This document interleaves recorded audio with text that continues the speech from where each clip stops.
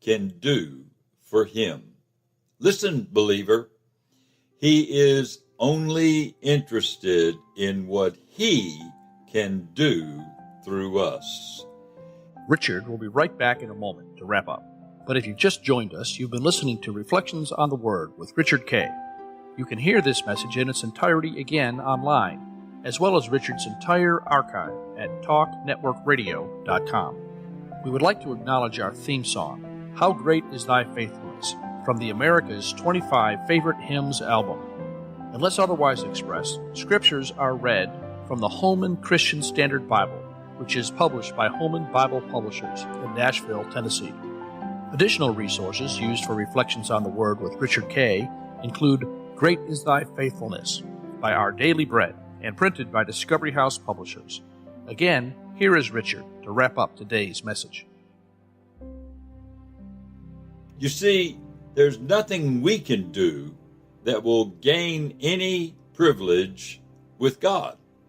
I'm not speaking of eternal rewards, and I'm not thinking of what we would claim to be those things that we have achieved as the works in the body.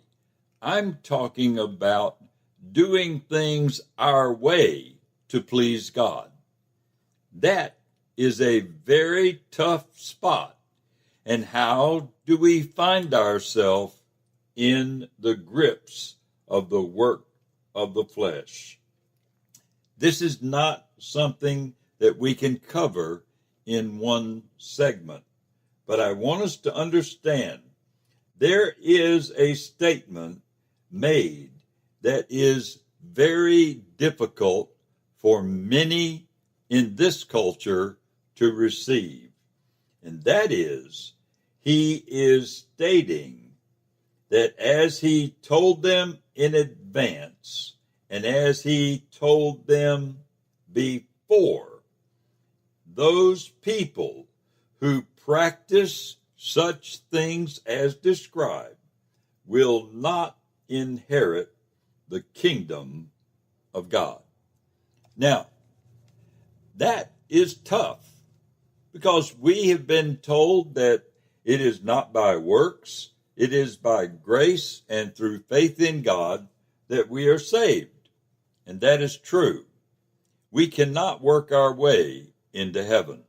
But believer, we cannot continue in the works of the old nature and expect a heavenly reward.